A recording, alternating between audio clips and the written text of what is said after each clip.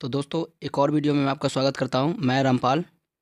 तो जैसा कि आपको पता है कि हम लोग इससे पहले के वीडियो में परपोषी पोषण, परजीवी पोषण या मृतपोषी पोषण और प्राणी संपोषण तक पढ़ चुके थे, जो कि हम लोग अच्छे से कवर किए थे और आपको बताया था कि प्राणी संपोषण का मतलब क्या होता है, जिसमें भोजन का पहले अंतःग्रहण होता था, फिर उसका पाचन होता था। ये सब प्राणी संपोषण के अंतर्गत आते थे। एग्जाम्पल में बताए थे मनुष्य, अमीबा, ये सब क्या है, ये सब में प्राणी संपोषण होता है। पहले वो भोजन को अंतःग्रहण करता है, फिर पाचन करता है।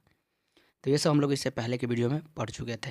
अब हम लोग पढ़ेंगे पौधों में पोषण के बारे में। ठीक है, तो आइए बिना टाइम वेस्ट किए क्या करते हैं, वीडियो को स्टार्ट करते हैं। तो जैसा कि पहले हम देख लेते हैं कि क्वेश्चन किस टाइप से बोर्ड में आ सकता है या फिर किस टाइप से क्वेश्चन पूछ सकता है कोई। ठीक है, तो पहला क्वेश्चन है, पौधे में पोषण की कौन सी विधियाँ पाई जाती हैं। तो पौधे में पोषण की कौन सी विधियाँ पाई जाती है, तो आपको पता है कि पौधे जो अपना भोजन होता है वो स्वयं बनाता है। किस स्थिति में बनाता है दोस्तों, सूर्य के प्रकाश की उपस्थिति में, क्लोरोफिल, CO2, H2O, ये सब की उपस्थिति में क्या करता है, जो पौधे होते हैं वो अपना भोजन स्वयं बनाता है। ठीक है, इसलिए ये क्या है, स्वपोषण है, ये किसी पे निर्भर नहीं रहता है। ठीक है, तो अगर आपसे क्वेश्चन पूछा जाए कि पौधे में पोषण की कौन सी विधियाँ पाई जाती है, तो आप बताइएगा स्वपोषण की विधियाँ। ठीक है, दूसरा क्वेश्चन अगर आपसे पूछे कि पौधे स्वपोषण में कौन सी क्रिया करती है। ठीक है, पौधे स्वपोषण में कौन सी क्रिया करती है, तो आप कहिएगा प्रकाश संश्लेषण की क्रिया करती है। कौन सा क्रिया करती है, प्रकाश संश्लेषण की क्रिया करती है। तो इस टाइप से आपसे दूसरा क्वेश्चन पूछ सकता है। अब भाई हम आगे देखते हैं कि प्रकाश संश्लेषण क्या होता है। सौर ऊर्जा का रासायनिक ऊर्जा में परिवर्तन प्रकाश संश्लेषण कहलाता है। तो ये भी एक प्रकाश संश्लेषण है। आप देखेंगे कि धूप से क्या होता है, सौर ऊर्जा पहले क्या करता है, उसको एब्जर्व करता है। ठीक है, ऊर्जा को क्या करता है, एब्जर्व करता है, और वहीं क्या करता है, उसको ट्रांसफर करके बैटरी में क्या करता है, रासायनिक ऊर्जा में परिवर्तित कर देता है। तो सौर ऊर्जा का रासायनिक ऊर्जा में परिवर्तन प्रकाश संश्लेषण कहलाता है। ठीक है, ये क्वेश्चन भी आपसे पूछ सकता है। या फिर हम लोग कह सकते हैं सूर्य के प्रकाश की उपस्थिति में, मतलब जो पौधे होते हैं वो सूर्य के प्रकाश की उपस्थिति में हरे पौधे द्वारा वायुमंडल से CO2 तथा H2O ग्रहण करके कार्बनिक पदार्थों के संश्लेषण की क्रिया से क्या करता है, प्रकाश संश्लेषण की क्रिया करता है। तो अगर आपसे प्रकाश संश्लेषण पूछेगा तो आप ये डिफिनीशन लिख सकते हैं। और इसमें क्या है, सबसे इंपॉर्टेंट, अगर आपसे प्रकाश संश्लेषण पूछे तो उसमें आपको पहला ध्यान रखना है परिभाषा का, फिर क्रियाविधि, फिर स्थान, फिर अवयव। अवयव मतलब जैसे CO2 कहाँ से लेंगे, H2O, प्रकाश, ये अवयव मतलब कौन कौन से अवयव उनकी आवश्यकता है, जिनके बिना प्रकाश संश्लेषण संभव नहीं है। इतना चीज़ आपको प्रकाश संश्लेषण में दर्शाना है, तब जाके आपका प्रकाश संश्लेषण का जो डिफिनीशन होगा वो पूरा हो पाएगा। ठीक है, तब जाके आपको पूरे नंबर मिलेंगे, अदरवाइज आपके नंबर काट लिए जाएंगे। क्लियर है। अब हम देखते हैं प्रकाश संश्लेषण का स्थान। प्रकाश संश्लेषण का स्थान क्या हो सकता है, तो पहले हम लोग क्या करते हैं, शॉर्ट में समझने का प्रयास करते हैं। ये रहा पौधे, मान लेते हैं दुनिया में जितने भी पौधे हैं सब में प्रकाश संश्लेषण की क्रिया होती ही होती है। ठीक है, तो मान लेते हैं ये कोई पौधा है, पौधे में क्या होंगे, पत्ती होंगे ही होंगे, पौधे में पत्ती होंगे। और पत्ती में क्या पाया जाता है, पत्ती में आप देखिएगा हरित लवक पाया जाता है, जिसको हम लोग कहते हैं क्लोरोप्लास्ट। ठीक है, और वो जो हरित लवक है उसमें पाया जाता है हरे कण, या फिर उसको कह सकते हैं पर्णहरित, या फिर उसको कह सकते हैं इंग्लिश में आप लोग क्लोरोफिल।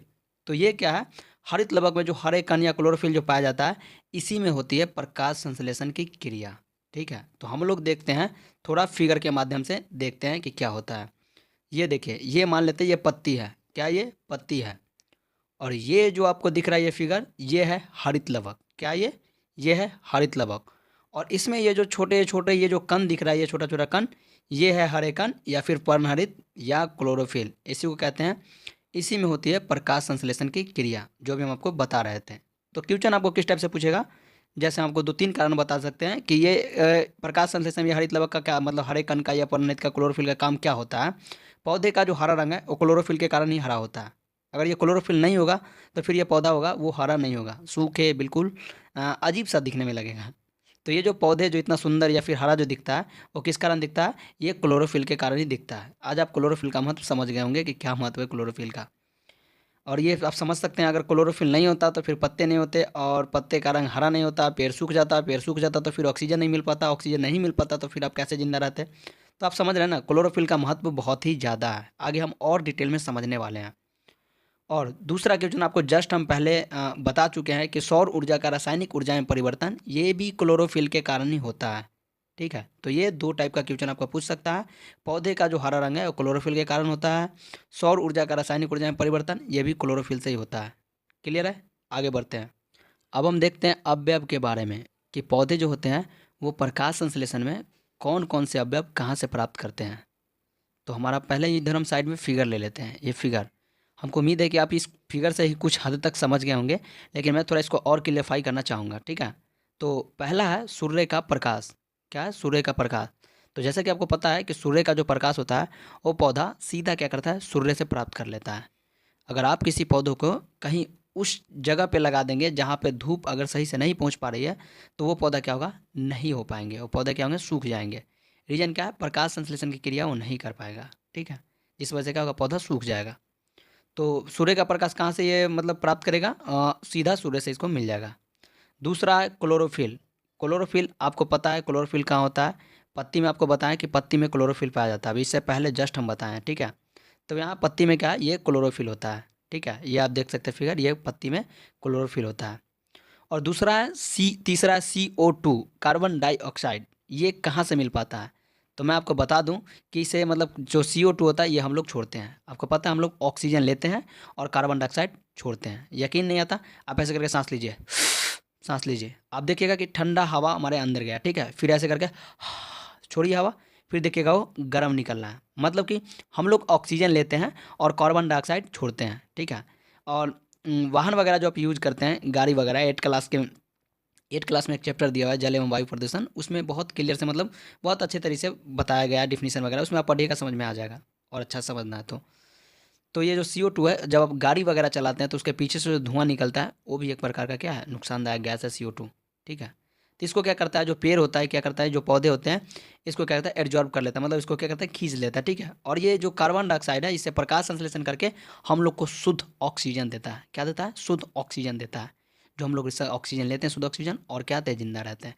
इसलिए भाई सरकार कहते हैं कि रोड के किनारे जो सरकार को देखेंगे, रोड के साइड साइड जो पौधे लगाते हैं इसी वजह से लगाते हैं, ठीक है। तो इसलिए आपको अगर कहीं आजू बाजू अगर पेड़ पौधे दिख जाए तो आप उसको मतलब ऐसे डंडा से पीट पाट के उसको या फिर उखाड़, उसको नुकसान ना करें, बल्कि उसका पोषण करें, ताकि भाई जल है तो कल है और पेड़ पौधे हैं तो फिर कल है। अभी ऑक्सीजन देख रहे हैं, गर्मी कितना बढ़ता जा रहा है, टेम्परेचर, सबका रीजन यही है, पौधा।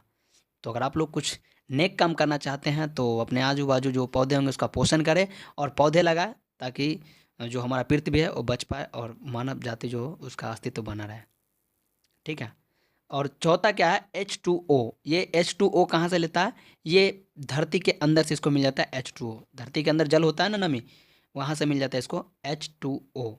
तो ये हमारा 4 अवयव है, ठीक है। ये हमारा 4 अवयव है जिसकी उपस्थिति में जो होता है पौधे क्या करता है, प्रकाश संश्लेषण की क्या करता है, क्रिया करता है। समझ गया। तो ये 4 अवयव बहुत ही जरूरी है प्रकाश संश्लेषण में। अगर इनमें से एक भी नहीं होगा तो प्रकाश संश्लेषण क्रिया संभव नहीं है। तो क्लोरोफिल का कितने काम होता है, क्लोरोफिल का 2 काम होता है। पहला काम होता है पौधे का हरा रंग देना। अगर ये क्लोरोफिल नहीं होगा तो पौधा का जो रंग है वो हरा नहीं हो पाएगा। दूसरा क्या है, सौर ऊर्जा को रासायनिक ऊर्जा में परिवर्तित करना, यानी उसमें भी अगर क्लोरोफिल नहीं होगा तो सौर ऊर्जा को जो हम रासायनिक ऊर्जा में परिवर्तित करते हैं वो भी संभव नहीं है। तो याद रखिएगा क्लोरोफिल का कितना काम होता है, 2 काम होता है। पहला काम पौधे का हरा रंग देना, दूसरा काम सौर ऊर्जा को रासायनिक ऊर्जा में परिवर्तित करना। ये दोनों काम किसके कारण होता है, क्लोरोफिल के कारण होता है। द मोस्ट इंपॉर्टेंट क्वेश्चन है ये। तो सब कुछ हम लोग देख ही लिए तो फिर भाई ये क्यों बचेगा, आइए हम लोग देख ही लेते हैं थोड़ा और डिटेल में प्रकाश संश्लेषण के बारे में। और ये पता है आपको, एकदम मोस्ट VBI या फिर जितना VBI स्टार लगा ले उतना कम है, ये एग्जाम में पूछता ही पूछता है।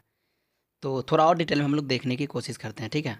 तो ये रहा हमारा CO2। क्या है, CO2, ठीक है। CO2 plus H2O। H2O क्या है, जल, ठीक है। और ये हमारा क्या होगा, क्रिया सूर्य की प्रकाश के उपस्थिति में। ये रहा सूर्य के प्रकाश की उपस्थिति, और इसमें क्या होना चाहिए, क्लोरोफिल होना चाहिए, यानी पौधे में, ये पौधे में होना चाहिए। और तब जाके ये दोनों मिलके CO2 और H2O, सूर्य के प्रकाश और पौधे की उपस्थिति में क्या बनाएगा, ग्लूकोज बनाएगा। क्या बनेगा, ग्लूकोज, जिसको हम लोग कहते हैं शर्करा। यानी इसका फॉर्मूला क्या होता है, C6H12O6। क्या बनाएगा, C6H12O6 ये बनाएगा। और प्लस में क्या देगा हम लोग को, ऑक्सीजन, O2, शुद्ध ऑक्सीजन देगा, जो हम लोग लेके सांस लेके क्या करते हैं, जिंदा रहते हैं, ठीक है। तो ये क्या देगा, शुद्ध ऑक्सीजन देगा, ये देगा, ठीक है। तो क्या किया दोस्तों, आप लोग पता होगा कि पहले ये सूर्य के प्रकाश की उपस्थिति में आपसे अगर पूछेगा समीकरण तो आप इजीली दर्शा सकते हैं। क्या दर्शाइएगा, CO2 प्लस H2O और यहाँ पे दर्शा देगा सूर्य का प्रकाश और नीचे लिखे क्लोरोफिल, यानी ये दोनों को उपस्थिति में क्या करेगा, ये ग्लूकोज यानी शर्करा बनाएगा, शर्करा C6H12O6 और प्लस में 6O2 यानी ऑक्सीजन बनाएगा। अच्छा इधर देख लेते हैं, इसको संतुलित करते हैं। इसको संतुलित करेंगे तो हमको इधर 6 और ये ऑक्सीजन 6 है और इधर कार्बन 6 है, H12 है, ठीक है। तो यहाँ हम देते हैं ये 6, H के आगे 6 लिख देते हैं, ये 6 और ये CO2 मतलब इसके आगे भी 6 लिख देते हैं। मतलब क्या पता है, ये इक्वेशन मुझे पूरा अच्छी तरह से याद है माइंड में, ठीक है। आप लोग भी देखिएगा, एक ही बार में याद हो जाएगा। तो ये देखिए अब हमारा जो इक्वेशन है बिल्कुल क्या है, संतुलित है, ठीक है। दोनों तरफ समान है, आप देख सकते हैं, आप लोग देख लीजिएगा अगर डाउट हो तो, ठीक है। अब नीचे हम लोग क्वेश्चन देखते हैं। क्वेश्चन किस टाइप से पूछ सकता है, प्रकाश संश्लेषण के समय कार्बन डाइऑक्साइड का उपयोग करके क्या बनता है, ग्लूकोज बनता है, ठीक है। तो प्रकाश संश्लेषण के समय जो कार्बन डाइऑक्साइड का उपयोग करके क्या बनाता है, ये ग्लूकोज बनता है, ठीक है, ग्लूकोज। और प्रकाश संश्लेषण में जल के अपघटक से होता है वो ऑक्सीजन बाहर निकलती है। क्या निकलती है, ऑक्सीजन बाहर निकलती है। प्रकाश संश्लेषण में किसके अपघटक के, जल, यानी जो H2O है वो क्या होगा, H से बना लेगा ग्लूकोज। अब देखिए ना H क्या है, इसमें ग्लूकोज में आ गया, ठीक है। और जो ये O होगा ये क्या करेगा, साइड कर देगा। भाई O2 बाहर निकलो और क्या करो, मनुष्य को जिंदा रहने दो, मनुष्य जीव जंतु सबके, ठीक है। तो यही O2, आप इसको देख सकते हैं, ये हम इस टाइप से आपको दर्शा देते हैं। ये देखिए H2O dot dot dot dot मतलब क्या, O2, यानी जो H2O है इसका अपघटक जो टूट के क्या होगा, O2 हमको देगा, ठीक है। तो ये हमारा प्रकाश संश्लेषण की पूरी क्रिया है, ठीक है। आप लोग पूरा देख लिए क्या होता है प्रकाश संश्लेषण के अवयव क्या होते थे, अभी हम लोग पीछे पूरा पढ़ रहे हैं, आप लोग को कहीं से दिक्कत नहीं होगा, ठीक है। प्रकाश संश्लेषण के अवयव में क्या क्या था, सूर्य का प्रकाश था, क्लोरोफिल था, CO2 था, H2O था, ठीक है। सब कहाँ से आता है आपको पता है। प्रकाश संश्लेषण का स्थान आपको बता दिए थे कि पहले पौधे होंगे, फिर पौधे में पत्ती होंगे, फिर पत्ती में हरित लवक होंगे, फिर हरित लवक में हरे कण या पर्णहरित या फिर क्लोरोफिल होंगे, ठीक है। तो ये हमारा पूरा प्रकाश संश्लेषण की क्रिया है। सौर ऊर्जा का रासायनिक ऊर्जा में परिवर्तन प्रकाश संश्लेषण की क्रिया है। सूर्य के प्रकाश की उपस्थिति में जो हरे पौधे वायुमंडल से क्या करता है, CO2 तथा H2O ग्रहण करके क्या करता है, कार्बनिक पदार्थों का संश्लेषित करता है। ये सब चीज़ आपको बता चुके हैं, तो अब आपको ऐसा नहीं लगता कि प्रकाश संश्लेषण से रिलेटेड कुछ भी क्वेश्चन आएगा तो आप इजीली बता सकते हैं। अब हम जानते हैं अमीबा में पाचन के बारे में। तो जैसे कि हम लोग कुछ जानते ही हैं, हम लोग इससे पहले पढ़ चुके हैं कि अमीबा जो है वो प्राणी संपोषण है। मतलब मनुष्य के भांति उसमें भी क्या होता है, पहले भोजन को अंतः ग्रहण करता है, फिर उसका क्या करता है, पाचन करता है। तो ये लोग हम पहले पढ़ चुके हैं ये सब चीज़, ठीक है। अभी हम कुछ और जानते हैं इसके बारे में, ताकि इससे रिलेटेड कहीं ऑब्जेक्टिव वगैरह आ जाए तो फिर छूट ना जाए, ठीक है। तो हम देखते हैं अमीबा में पाचन। तो सबसे पहला पॉइंट है कि अमीबा जो होता है एक कोशिकीय जीव है। अमीबा क्या है, एक कोशिकीय जीव है। इसका मतलब इसका जो शरीर होगा वो एक कोशिका से ही बना होगा, और जितने भी इनकी क्रियाएं होगा वह एक कोशिका के मतलब अंदर ही होगा। मतलब एक कोशिकीय जीव में जो सारी क्रियाएं होती है वो क्या होता है, एक ही कोशिका के अंदर होता है। और यही सब गुण अमीबा में होता है। मनुष्य प्राणी संपोषण है लेकिन उसके अंदर एक कोशिका नहीं है। मनुष्य एक कोशिकीय जीव नहीं है, लेकिन अमीबा क्या है, एक कोशिकीय जीव है। इसकी जितनी भी क्रियाएं होगी वो सारी क्रियाएं एक कोशिका के अंदर ही होगा। दूसरा पॉइंट, अमीबा में अमीबा जो होता है यूकैरियोटिक कोशिका के अंतर्गत आते हैं, इसलिए इसमें क्या होगा, कोशिका द्रव्य भी होगा और केंद्रक भी होगा। और एक आप 9th में पढ़े होंगे ना, यूकैरियोटिक प्रोकैरियोटिक, समझ रहे हैं ना। यूकैरियोटिक में होता था कोशिका द्रव्य आता था और केंद्रक आता था, प्रोकैरियोटिक मतलब वो। तो आप लोग क्या करें, ज़्यादा अगर इसके बारे में डिटेल चाहिए तो आप लोग जाके पढ़ सकते हैं 9th क्लास, उसमें दिया हुआ है, ठीक है, यूकैरियोटिक प्रोकैरियोटिक के बारे में, ठीक है। तो दूसरा पॉइंट आपको हो गया, ये याद रखना। पहला क्या कि अमीबा जो होता है क्या होता है, एक कोशिकीय जीव होता है। दूसरा, अमीबा यूकैरियोटिक में आते हैं, इसलिए क्या होगा, कोशिका द्रव्य भी होगा और केंद्रक भी होगा। ये अमीबा का था। अब थोड़ा और अमीबा के बारे में डिटेल में हम आगे देखते हैं, पाचन के बारे में।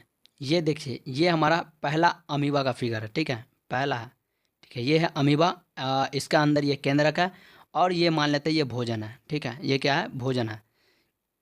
तो अमीबा क्या करता है, धीरे धीरे धीरे क्या करता है, अमीबा भोजन की ओर बढ़ती है। पहला काम क्या करके ये भोजन की तरफ बढ़ती है, ठीक है। और ये जो आपको ये दोनों दिख रहा है इसको कहते हैं कुटपाद। क्या कहते हैं, कुटपाद कहते हैं इसे, ठीक है। तो फिर धीरे धीरे आगे बढ़ेगा। फिर ये आगे देखिए दूसरा फिगर में ये क्या करता है, यह कुटपाद की सहायता से भोजन को अपने अंदर ऐसे बंद कर लेता है, ठीक है। क्या करता है, बंद करता है। तीसरा फिगर में आप देख सकते हैं, ये देखिए ये भोजन को क्या किया, अंदर बंद कर लिया, ठीक है। और ये जो फिगर बना आपको जो जो दिख रहा है इसको कहते हैं खाद्य रितिका। क्या कहते हैं, खाद्य रितिका, ठीक है, इसी को कहते हैं खाद्य रितिका। ये क्या होता है, ये अस्थाई, इसको मतलब दूसरे नाम से भी जाना जाता है, इसको कहते हैं अस्थाई आमाशय भी कहते हैं। मतलब अस्थाई मतलब पेट कहते हैं, अस्थाई पेट, इसको क्या बोलते हैं? अस्थाई फेट, यानी अस्थाई अमाशय भी कहते हैं। मतलब ये अभी है तो खाद्य रिक्तिका, लेकिन कुछ देर बाद क्या होगा, ये गायब हो जाएगा। ये पचने के बाद क्या होगा, ये गायब हो जाएगा। ठीक है, तो इसका मतलब इसको क्या कह सकते हैं हम लोग? अस्थाई अमाशय भी कह सकते हैं, या फिर इसको कह सकते हैं खाद्य रिक्तिका। ठीक है, क्या कहेंगे? खाद्य रिक्तिका। उसके बाद देखिए, ये आगे बढ़ रहा है। ठीक है, ये भोजन क्या कर रहा है? आगे बढ़ रहा है। ठीक है, अब ये देखिए, भोजन आगे बढ़ने के बाद क्या हो रहा है, इसका जो खाद्य रिक्तिका जो बनती है वो क्या होता है, उसमें भोजन पूरा रसधानी बनती है और उसका पाचन करता है अच्छी तरीके से। ये खाद्य रिक्तिका, इसमें क्या होगा, भोजन अच्छा से बनेगा और मतलब जो पचेगा, मतलब उसको टूट टूट के बिखरेगा रसधानी में। ठीक है, और इसका क्या होगा, पाचन होगा अच्छी तरीके से। क्या होगा, पाचन होगा। देख रहे हैं आप, इस तरीके से पूरा एकदम अच्छा तरह से क्या होगा, और पूरा शरीर में क्या होगा इसमें, मतलब शरीर क्या रहे, मतलब अमीबा के पूरा बॉडी में क्या होगा, फैल जाएगा। क्योंकि अमीबा के शरीर में आपको पता है कि विभिन्न एंजाइम की सहायता से भोजन का पाचन होता है। हमारे शरीर में भी होता है, एंजाइम के सेलेस्मा है, HCl है, पेप्सिन है, ये सब क्या करता है, पाचन करता है। तो वैसे ही अमीबा के शरीर में क्या होगा, विभिन्न प्रकार के एंजाइम पाया जाएगा। ठीक है, और ये क्या करेगा, एंजाइम की सहायता से अमीबा के शरीर में भोजन का क्या होगा, पाचन होगा ये। और पाचन करके क्या करेगा, पूरा जो अमीबा के शरीर में कोशिका द्रव्य होगा इस समय क्या होगा, फैल जाएगा। ठीक है, क्या होगा, फैल जाएगा।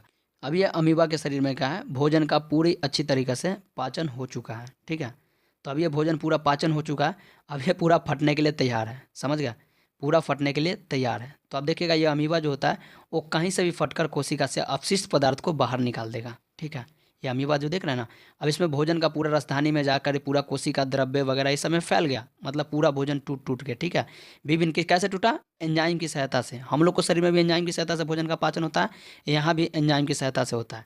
इसीलिए कहा जाता है कि खाना खाते टाइम आप अगर अधिक मात्रा में पानी पी लेते हैं तो आपका भोजन जो होगा वो सड़ने लगेगा, जल्दी पचता नहीं है। ठीक है, तो आप लोग जब भी खाना खाएं तो खाना खाने के आधे घंटे या फिर 45 मिनट बाद ही पानी पिए, ताकि हमारा जो भोजन है वो अच्छी तरीके से क्या हो, पच जाए। और जो जो ढेकार वगैरह होता है, खट्टा ढेकार वगैरह, वो सब ना हो। ठीक है, तो ये सब का कारण क्या है, आप खाना खाते टाइम अधिक मात्रा में अगर पानी पी लेते हैं तो आपके लिए वो नुकसान हो सकता है। ठीक है, तो इसी तरीके से अमीबा में क्या हुआ, ये भोजन पूरा अच्छी तरीके से पाचन हो चुका है, ये फटने के लिए तैयार है। और देखिए फट गया, कहीं से भी क्या फटकर कोशिका से अपशिष्ट पदार्थ जो है वो बाहर निकल जाएगा। अब अमीबा ठीक से फिर चलना फिरना शुरू कर देगा। ठीक है, तो इसी तरह के मज़ेदार वीडियो देखने के लिए हमारे चैनल को सब्सक्राइब कर सकते हैं। तब तक के लिए मिलते हैं नेक्स्ट वीडियो में, तब तक के लिए टाटा बाय बाय।